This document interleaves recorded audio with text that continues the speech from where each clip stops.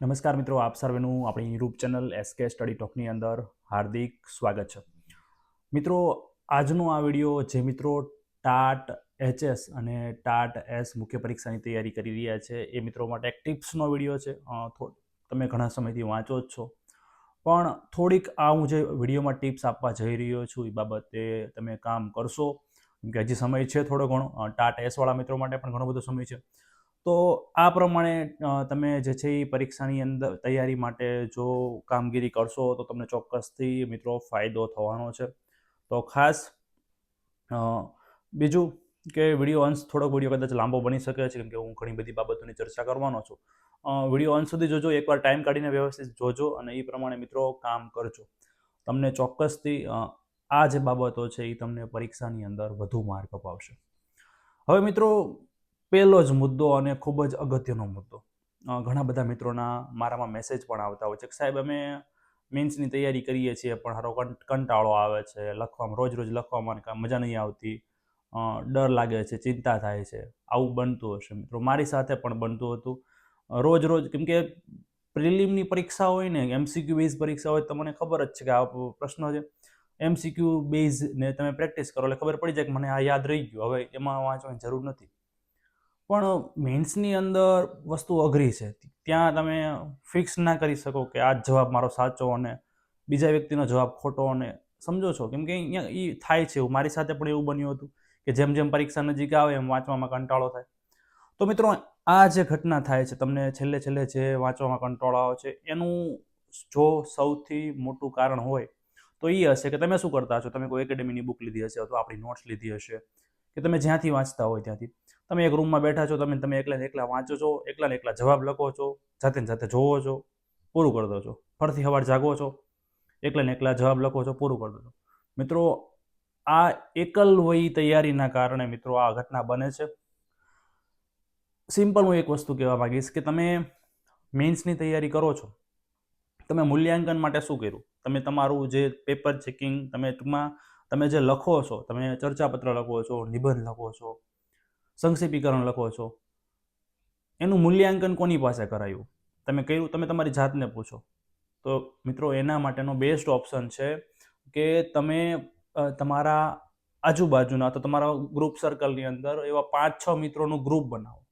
બહુ ઝાઝા પણ ન બનાવતા, તો પણ લોચા લાગશે. વધીને હું તો એમ કહીશ કે 3-4 મિત્રોનું એક ગ્રુપ બનાવો. રોજ એક ફાઇનલ કરો. ધારો કે રોજ એક ટોપિક ફાઇનલ કરો કે આજે આપણે આ એક નિબંધ છે, આ નિબંધનો ટોપિક છે, એ વિશે બધાએ કાલે સવારે 9 વાગે બેસીને નિબંધ લખવાનો. બધાએ સરખો જ નિબંધ લખવાનો, સરખા ટોપિકનો નિબંધ લખવાનો. નિબંધ પતી જાય પછી બધાએ એકબીજાને પોતાનો નિબંધ સામેવાળાને આપી દેવાનો. સમજો છો? એટલે એ જોશે કે આમાં સારી બાબતો કઈ છે, નેગેટિવ બાબતો કઈ છે. સામેવાળો એ જોશે બીજાનામાં કે એમાં સારી બાબતો કઈ છે, નેગેટિવ બાબતો કઈ છે. બધા એકબીજાના નિબંધ ને બધું જોઈ લેશે, પછી ફાઇનલ એકબીજા સાથે ચર્ચા કરવી કે જો આનામાં સારી બાબત છે, આનામાં ખરાબ બાબત છે, તો આ આપણે નહીં કરવાની, આ બાબત આપણે કરવાની. તો વિચારો, 4-5 વ્યક્તિનું ભેગું થઈને મિત્રો ફાઇનલ જે છે એ તમને પોઝિટિવ બાબતો, નેગેટિવ બાબતો રોજ આ રીતનું. તો આ રીતનું તમે તૈયારી મિત્રો કરશો ને એટલે તમને કંટાળો નહીં આવે. પહેલી વસ્તુ, જે મિત્રો કહેતા હોય છે સાહેબ કંટાળો આવે છે વાંચવામાં, તો રોજ 4-5 જણા ભેગા થઈને આ રીતે કરતા હોય. અને ઘણા કે સાહેબ હવે રોજ અમે તો ગામમાં રહીએ છીએ, 4 જણા ભેગા કઈ રીતે થઈ શકીએ? તો મિત્રો, એનું બેસ્ટ એક ઉદાહરણ છે. અત્યારે ડિજિટલ જમાનો છે, તમે વોટ્સએપમાં એક ગ્રુપ બનાવી દો. સવારે ગ્રુપમાં મેસેજ કરો કે આપણે ફાઇનલ કરો કે આ ટોપિક, બધા પોતપોતાના જે નિબંધના ફોટા પાડીને ગ્રુપમાં મોકલશે, એકબીજાના જોશે અને જે સૂચનો હશે એ પેનથી લખીને તમે પાછા ફોટા પાડીને મોકલી દેશો. તો આ રીતે ઓનલાઈન પણ વોટ્સઅપ, ટેલિગ્રામ, ઇન્સ્ટાગ્રામ બધી જગ્યાએ ગ્રુપ બને છે. તો આ રીતે પણ મિત્રો ખાસ કરજો. આ ગ્રુપવાળી મેં વાત કરી તો કરજો જ, કારણ કે તમને તમારા નેગેટિવ બાબતો ખ્યાલ આવશે. તમે જે લખાણ કરો છો એમાં તમારી નકારાત્મક બાબતો કઈ છે, રોજ જાતે લખીને જાતે પૂરું કરી દો તો એમાં નવું નહીં ખબર પડે. એટલે ખાસ આ વસ્તુ ખાસ તમારે કરવાની છે. બીજી ઘણી બધી બાબતો, પહેલું, મુખ્ય પરીક્ષામાં નકરું પેપર 1 ના કરતા કન્ટેન્ટ પહેલાં કરજો. કન્ટેન્ટ હશે મિત્રો તો જ એમાં તમને સારો સ્કોર દેખાશે, કેમ કે એ ફિક્સ જ છે કે તમારું જે 2 ચોપડી છે, તમારે જેટલા વિષય આવતા હોય એ 2 ચોપડીના પૂઠાની વચ્ચેથી જ પ્રશ્નો નીકળવાના છે, બહારના પ્રશ્નો નીકળવાના નથી. તો એ તમને સૌથી વધુ સ્કોર અપાવશે. તો ખાસ પહેલાં એ વસ્તુ તમારે ધ્યાનમાં રાખવાની છે. બીજું, અગાઉના મેન્સના પેપર ભૂલ્યા વગર એકવાર તો નજર ફેરવી જ લેજો. તમે ઘણાએ જોઈ લીધા હશે, વેરી ગુડ, પણ જે મિત્રોએ હજી અગાઉના મેન્સના પેપર નથી જોયા 2023ના, ખાલી હું પેપર 1ની વાત નથી કરતો, ખાલી ઘણા કે સાહેબ ચર્ચાપત્ર મેં જોઈ લીધું, નિબંધ જોઈ લીધું, આવું પૂછાણું હતું, તૈયારી કરી નાખો, એ તૈયાર નથી કરવાનો. તમારે ખાલી એ જોવાનું છે કયા લેવલના, કેવી રીતના, એક આધાર તરીકે એને ઉપયોગમાં લેવાનું છે. અને એ સિવાય હમણાં EIATનું પેપર મુખ્ય પરીક્ષાનું લેવાનું, તમને ખ્યાલ હશે. તો EIATના પેપરની અંદર આપણે જે નિબંધ પૂછાણા છે, કેવી રીતના નિબંધ પૂછાણા છે, તો એમાં જે આપણે ટાટની મેન્સની અંદર આવે છે, તો એ પણ તમે મિત્રો ઉપયોગમાં લઈ શકો છો. બીજું અમુક બીજા જે બાબતો છે જે તમને હું કહેવા માંગુ છું, તમને બીજા સાહેબોએ ઘણા કીધું છે, તમને ખબર પણ છે, તમે એટલા વેલ મેચ્યોર તો છો જ તે, કે અક્ષર બને એટલા સારા કાઢવા. અક્ષર મિત્રો સારા હશે ને તો ઓટોમેટિક તમારે 2-5 માર્ક વધુ આવશે. અને 2-5 માર્કની વેલ્યુ તમને ખબર જ છે, ગયા વખતનું મેરિટ જોઈ લીજો, સરખા માર્કવાળા 150 ને 200 જણાવો છે, એટલે 1 માર્ક વધે એટલે તમે 200 વિદ્યાર્થીઓ કરતા આગળ. બીજું આ બાબત ખાસ છે મિત્રો, જોડણીની ભૂલો ના કરતા. જોડણીની ભૂલો ના કરતા મિત્રો, તમે બહુ સારો નિબંધ લખ્યો હશે, બહુ સારા ફેક્ટ ઉમેરેલા હશે, બીજા કરતા અલગ તરી આવેલો નિબંધ હશે, પણ બહુ બધી જોડણીની ભૂલો હશે તો મિત્રો તમારા માર્ક બહુ કપાશે અને પ્રશ્ન માર્ક આપશે. અને ખાસ તમારા પેપર કોણ ચેક કરવાના છે? ખાસ જે સિનિયર શિક્ષકો હોય, શિક્ષકો જ હોય છે પેપર ચેક કરવામાં, કે મોટા ભાગના. અને પેપર 1 છે એ ગુજરાતી છે, એટલે ગુજરાતીના સિનિયર શિક્ષકો, એટલે એમને જોડણીના નિયમો બધું બહુ ખબર હશે, એ જોશે જ. જો જોડણીની ભૂલો થતી હશે તો તમારા માર્ક ઉડશે. ક્યાં ખાસ વ્યાકરણના નિયમો, ક્યાં પૂર્ણ વિરામ મૂકવો, ક્યાં અલ્પ વિરામ મૂકવો, તો આ વસ્તુ તમારે મેં કીધું ને શરૂઆતમાં કે તમે ગ્રુપ બનાવવાની પ્રેક્ટિસ કરો, તો આ ઝીણી ઝીણી બાબતો ધ્યાનમાં રાખવાની છે, ક્યાં પૂર્ણ વિરામ મૂકવો, ક્યાં અલ્પ વિરામ મૂકવો, સમજો છો? એટલે આ ખાસ ધ્યાન રાખજો. બીજા મિત્રોને પણ કહેવાનું કે નિયમો પહેલા જોઈ લેવી, ન આવડતા હોય તો એકવાર વ્યાકરણ શુદ્ધિના જે નિયમો આવે છે, કે ક્યાં અલ્પ વિરામ મૂકવો, ક્યાં પૂર્ણ વિરામ મૂકવો, ક્યાં આપણે અવતરણ ચિહ્ન મૂકી શકીએ, તો એ બધું નિયમો ખાસ જોઈ લેજો. જો એ નિયમો જોયા વગર તમે લખાણ સારું હશે, સારું એ લાગશે, પણ વ્યાકરણ શુદ્ધિ નહીં હોય તો મિત્રો તમારા માર્ક ઉડશે. તો આ થોડીક બાબતો જે છે એ ધ્યાને લેજો. બીજું, તમારો જે નિબંધ છે કે ચર્ચાપત્ર છે, ફેક્ટ માહિતી ઉમેરવાનો પ્રયત્ન કરવાનો. ફેક્ટ એટલે કેવી કે ધારો કે કોઈ NEP 2020નું ચર્ચાપત્ર પૂછાય છે કે નિબંધ પૂછાય છે એને લગતું, તો NEP 2020 ખાલી ઉપરછલ્લી આપણે જનરલ ચર્ચા નથી કરવાની, બને એટલા ફેક્ટ બાબતો NEP 2020ની અંદર જે કહેવામાં આવ્યું છે એ બધી બાબતો આપણે ઉમેરીએ. મૂલ્યાંકનની હોય કે ભણાવવાની લગતી હોય, બધી વસ્તુ. ફેક્ટ એટલે ધારો કે બીજો પણ એક શિક્ષણને લગતો, સાંપ્રત સમયમાં શિક્ષણને લગતો કંઈક છે ચર્ચાપત્ર કે નિબંધ, તો તમે અત્યારના સમયમાં જે યોજનાઓ ચાલી રહી હોય તો એ બધી વચ્ચે વચ્ચે ગમે એમ કરીને જોડવાનો પ્રયત્ન કરો. તમારામાં એક સ્કિલ તમારી ડેવલપ કરી દેવાની કે તમને જે આવડે છે તમે આમાં કઈ રીતે તમારે લખવાનું તો છે જ, જેટલા પેજ ભરવાના છે એ પણ ભરવાના છે, તો ગમે એમ કરીને તમે એમાં જોડવાનો પ્રયત્ન કરો, એટલે જેટલું ફેક્ટ ઉમેરાશે અને એટલા તમારે માર્ક વધુ આવશે. બીજું, બિનજરૂરી લંબાણ નહીં. ઘણા આપણે 10મા 12માં કેવું કરતા હતા કે પેજ ભરીએ એટલે માર્ક મળે, અહીંયા નહીં મળે મિત્રો. 10મા 12માની અંદર પેપર ચેકિંગ અલગ રીતે થતું હોય છે, એટલું બધું ડીપલી જોવામાં પણ નથી આવતું, ઉપર ચાલુ થતું હોય છે.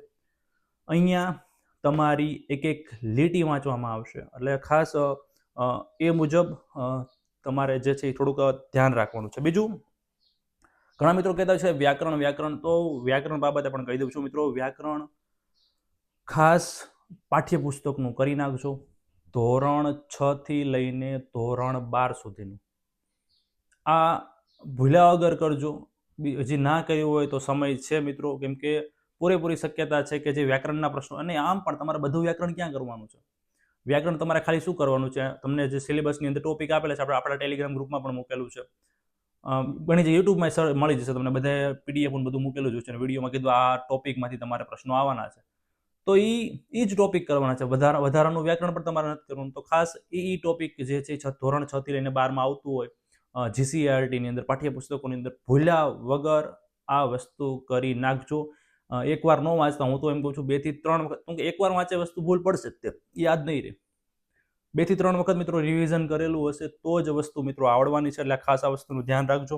બીજું, ઘણા મિત્રો કહેતા સાહેબ કોઈ હું ચોપડી વાંચું છું પછી લખવા બેસું તો પેન નથી હાલતી, પછી ઘણા કહે સાહેબ સેમ ટુ સેમ હું જવાબ લખી શકતો નથી. મિત્રો, આપણે રોબોટ નથી, આપણે માણસ છીએ. વ્યક્તિએ લેખન શૈલી અને એના ઓલા પ્રમાણે વિચાર પ્રમાણે લખાણ બદલાશે. એટલે એવું જરૂરી નથી કે બાજુવાળા મિત્રએ આવો વિચાર રજૂ કર્યો છે, એને આવું લખાણ રજૂ કર્યું છે તો આપણે એવું જ લખાણ રજૂ કરીએ. ના, એવું કોઈ દિવસ થશે નહીં અને સેમ થશે પણ નહીં. પણ જે વસ્તુ આવી જોઈએ, જે ભાવ આવવો જોઈએ, જે ટોપિક છે એ પ્રમાણે લખાણ આવવું જોઈએ, એ મેન એનો હાર્દ જળવાવો જોઈએ. તો આ વસ્તુ ખાસ તમારે ધ્યાનમાં રાખવાની છે. એટલે જે મિત્રોને એવું લાગતું હોય કે સાહેબ નવનીતમાં કે જે તમે નોટ્સ વાપરતા હોય, મારી નોટ્સ વાપરતા હોય, બીજી કોઈ એકેડેમીની નોટ્સ વાપરતા હોય, સેમ ટુ સેમ એવું લખાણ નથી આવતું, પેન અટકી જાય. ઘણા એવું થતું, તમારે જ એવું થતું હશે. મારી સાથે પણ એવું થતું કે લખવા બેસી એક પેજના નીચે પોગે ને તો હવે કે શું લખવું ખબર નથી પડતી, પેન અટકી જાય, થશે ને. તો એ ના થાય એના માટે મેક્સિમમ વાંચન કરવાનું. હવે એક પ્રશ્ન એ પણ વિદ્યાર્થીઓને થતો હોય સાહેબ કોની નોટ્સ વાંચવી, હજી સમય છે તો શું વાંચવું. તો એક સિમ્પલ મિત્રો ઉદાહરણ આપું છું. આપણે આપણી એપ્લિકેશન ઉપર બહુ સસ્તી નોટ્સ આપેલી છે, નિબંધ 100 જેટલા નિબંધ આપેલા છે. ઘણા જે મિત્રો નવા છે એને કહી દઉં, આપણી ખુદની એપ્લિકેશન છે SK સ્ટડી ટોક પ્લે સ્ટોરની અંદર. ત્યાં હું નોટ્સ PDF સ્વરૂપે આપું છું, અને બહુ સસ્તી, 50 રૂપિયા, 25 રૂપિયા, 40 રૂપિયાની. અને દરેક વસ્તુ મેં આપેલી છે, નિબંધ, સંક્ષેપીકરણ, પત્ર લેખન, ચર્ચાપત્ર. હવે હું અહીંયા પ્રચાર તો કરું જ છું, પણ સાથે સાથે એક વસ્તુ હું કહેવા માંગીશ મિત્રો, કે સમય છે તો તમે મેક્સિમમ અલગ અલગ રિસોર્સિસનો ઉપયોગ કરો. એક સિમ્પલ ઉદાહરણ, ધારો કે મારી નોટ્સની અંદર સાંપ્રત સમયમાં જે શિક્ષકોના પડકારો છે એ બાબતનો એક નિબંધ છે. તો બીજી કોઈ એકેડેમીની બુક છે એની અંદર પણ એ નિબંધ આપેલો છે. એ સિવાય યુટ્યુબમાં કોઈ વ્યક્તિએ મૂકેલું છે. ત્રણેયનું વાંચો. હું સમજો છો, મારી નોટ્સમાં જે છે એ સારું હશે, બીજી વ્યક્તિનું વાંચો, એનામાં કંઈક સારું હશે, ત્રીજી વ્યક્તિનું વાંચો, એનામાં કંઈક સારું હશે. ત્રણેયમાંથી સારું લઈને આપણે એસે તૈયાર કરો. તો મિત્રો આ રીતે, એટલે હું અહીંયા એમ કહેવા માંગીશ કે મારું જ બધું લો, મારું જ વાંચો, બીજા કોઈનું અડતા નહીં, એવું નહીં. બધાયનું વાંચો, બધાયમાંથી સારું લો. કે હું આ કરતો હતો, હું જ્યારે તૈયારી કરતો હતો ત્યારે હું અહીંયા જો હું મારો ખુદનો પ્રચાર નથી કરતો, હું વાસ્તવિકતા કહું છું કે મેન્સની અંદર આપણે મેક્સિમમ રિસોર્સિસનો ઉપયોગ કરવો જોઈએ. સમજો છો? તો આ વસ્તુ ખાસ ધ્યાન રાખજો. આપણી નોટ્સ પણ તમે આપણા એપ્લિકેશન ઉપરથી ખૂબ જ સસ્તા ભાવે મેળવી શકશો. ઘણા મિત્રો કહેતા હતા ચર્ચાપત્રની નોટ્સ પણ મિત્રો આપણે મૂકી દીધી છે. એટલા બધા જે 100 જેટલા નથી આપી શક્યા, પણ પ્રેક્ટિસ માટે ઘણા બધા આપણે એક્ઝામ્પલ જે છે મિત્રો મૂકેલા છે. તો ખાસ એટલું કરજો. બીજું એક ખાસ અગત્યની, તમે નિબંધ લખો કે ચર્ચાપત્ર લખો, હવે ઘણી વાર એવું થશે તમે ડાયરેક્ટ પરીક્ષામાં પ્રશ્ન આવ્યો ને સીધું લખવા માંડ્યા, એક ફકરો લખવાનો, હવે શું લખવું ખબર નથી પડતી. તો એવું ના કરતા, તમારી સામે પ્રશ્ન આવે એટલે પહેલા રફ પેજ ઉપર મુદ્દા લખજો. મુદ્દા એટલે ખાલી ટૂંકમાં કે પહેલા હું આ લખીશ, પછી આ લખીશ, પછી આ લખીશ, ક્રમબદ્ધતા. નહીં, ક્રમબદ્ધતા નહીં જળવાય, સીધા માર્ક. જો ક્રમબદ્ધતા નથી હોતી નિબંધની અંદર કે ચર્ચાપત્રની અંદર, સીધા માર્ક મિત્રો કપાઈ જાય છે. એટલે ક્રમબદ્ધતા જાળવવા માટે પહેલા તમારે આગોતરું કાચું આયોજન તૈયાર કરવું પડે. કાચું આયોજન પાછળના રફ પેજ ઉપર તૈયાર કરી નાખવાનું. પહેલા હું આ મુદ્દા ઉપર ચર્ચા કરીશ, પ્રસ્તાવના આ રીતે બાંધીશ, વચ્ચે આ રીતે ચર્ચા કરીશ, સમાપન આ રીતે કરીશ. તો એ ખાસ જે છે તમારે પાછળ જે છે પ્રેક્ટિસ મિત્રો કરી લેવાની છે. પેનનું ખાસ જોઈ લેજો, કઈ પેન. ઘણા બધા મિત્રો પેન બાબતે કોમેન્ટ કરતા હોય છે. સિમ્પલ હું એટલું કહેવા માંગીશ, અત્યારે તમે જે પેનથી પ્રેક્ટિસ કરો છો, જે પેન તમે રેગ્યુલર ઉપયોગમાં લો છો, એ જ પેન હવે છેલ્લે વાપરજો, બદલતા નહીં. કેમ કે છેલ્લી ઘડીએ ઘણા કે દુકાને જઈને 20 વાળી લઈ આવું તો અક્ષર ફેર પડશે, અને પકડમાં જો સારું નહીં હોય તો લોચા લાગશે. એટલે આ વસ્તુ મિત્રો ખાસ ધ્યાન રાખજો. પેન એવી વાપરજો તમને લખવામાં મજા આવે, સરળતાથી લખી શકો, અક્ષર સારા આવતા હોય, બહુ જાડા પણ અક્ષર ન આવતા હોય. ખાસ એવી પેન ન વાપરતા કે જે પાછળથી રેળાતી હોય. બહુ ધ્યાન રાખજો મિત્રો. બહુ કદાચ તમે એવી પેન લઈ નાખી જે બહુ રેળાય છે અને તમારું પેપર અહીંયા મહિનો એક રૂમમાં પડ્યું રહ્યું જ્યાં ભેજવાળું વાતાવરણ હતું, કેટલું બધું અક્ષરો રેળાશે, કદાચ અક્ષરો વંચાય પણ નહીં, એવું પણ બની શકે, સીધા માર્ક જશે. આ ભૂલ એક ના કરતા. બીજું, ફોર્મેટ ફિક્સ રાખો મિત્રો. ફોર્મેટ ફિક્સ રાખો મીન્સ કે ચર્ચાપત્રની અંદર તમને ખ્યાલ છે કે કોઈ એક બુક હોય એકેડેમીની તો અંદર 4-5 ફોર્મેટ આપેલા હોય. ઉપર આપ્યું અબક સરનામું હોય, 1 સરનામું 2, ઘણામાં સરનામું લીટી 1, સરનામું લીટી 2 એવું લખેલું હોય, ઘણામાં અબક શહેર એવું પણ લખેલું. બધું લખી શકાય, કાંઈ ના નથી. પણ તમે એક ફિક્સ કરી દો અત્યારથી, મારે આ જ લખવાનું છે, ગમે એ બુકમાં જે આપેલું. એટલે તમને જે સારું લાગતું હોય ફોર્મેટમાં પછી બદલ નહીં કરવાનું. ખાલી નીચેનું જે ટોપિક શરૂઆત થાય છે એ જ ફરવું પડે. પત્ર લેખવાનું હોય, ચર્ચાપત્ર હોય, તો ખાસ આ વસ્તુ એમાં ધ્યાન રાખજો. તમે તમારા માઇન્ડમાં ક્લિયર કરી નાખો કે મારે આ પ્રશ્ન ચર્ચાપત્ર આવે મારે ઉપર અબક જ લખવાનું છે, પછી ફેરવવાનું નથી. અબક પછી સરનામું લીટી 1 જે તમારે પછી લખવાનું હોય, તમે અલગ બુકોમાં આપણી નોટ્સની અંદર પણ તમે જોયું હશે. એના પછીનો એક અગત્યનો ટોપિક છે ટાઈમિંગ બાબતે. તમે ચેક કર્યું? તમે તમારી જાતને પૂછો કે તમે આટલા સમયથી વાંચો છો, તમે ટાઈમિંગ ચેક કર્યું કે તમારે ચર્ચાપત્ર લખવાની શરૂઆત કરો છો, કેટલા સમયમાં એક ચર્ચાપત્ર કમ્પ્લીટ થાય છે, કેટલા સમયમાં એક નિબંધ પતે છે? તો એ કરવું પડશે મિત્રો. ઘણા મિત્રોને એવું થતું હોય છે કે પરીક્ષાની અંદર ટાઈમ ઘટે લખતા. તો શરૂઆતમાં એક ટોપિક વાઇઝ ટાઈમ ગોતો, સામે ટાઈમર મૂકી દો, મોબાઈલ ચાલુ કરી દો, ટાઈમર. એક નિબંધ લખો, એક ચર્ચાપત્ર લખો, એક સંક્ષેપીકરણ લખો. સાવ પરીક્ષા નજીક આવી જાય, અઠવાડિયાની જ વાર હોય, ત્યારે આખું મોડેલ પેપર એકદમ લખો. મોડેલ પેપર એટલે ગ્રુપમાં જ તમારા મિત્રને કહો કે મને તમારે એને પ્રશ્નો આપવાના, એ તમને પ્રશ્નો આપશે, એ તમને એક નિબંધ આપશે, ચર્ચાપત્ર આપશે, સંક્ષેપીકરણ આપશે. ટૂંકમાં પેપર સ્ટાઇલ પ્રમાણે બધા પ્રશ્નો આપશે અને તમારે લખી નાખવાના. જે પ્રમાણે પેપરનો સમય છે એ પ્રમાણે તમારે પૂરું કરવાનું. તો ટાઈમિંગનો ખ્યાલ આવશે અને ટાઈમ મર્યાદામાં તમારે એ પ્રમાણે સ્પીડ પણ રાખવી પડશે. તો આ બધી નાની બાબતો હતી, ઘણી બધી મેં ચર્ચા કરી. આ સિવાય પણ તમને અમુક મુદ્દાઓ લાગતા હોય તો ખાસ કોમેન્ટમાં કહેજો. વિડીયો ગમ્યો હોય તો વિડીયોને લાઈક કરજો. અને ખાસ આવી જ રીતે આપણે હવે ટેટ 2 બાબતે પણ ઘણા બધા માર્ગદર્શનના વિડીયો મૂકવાના છે. કેમ કે ટેટ 2માં તો હું સમગ્ર ગુજરાતમાં રેન્ક 1 હતો. તો મિત્રો નવા હોય તો ચેનલને સબસ્ક્રાઇબ પણ કરી દેજો, જેથી હું કોઈ પણ નવો વિડીયો મૂકું તો તમારા સુધી પહોંચી જાય. ધન્યવાદ.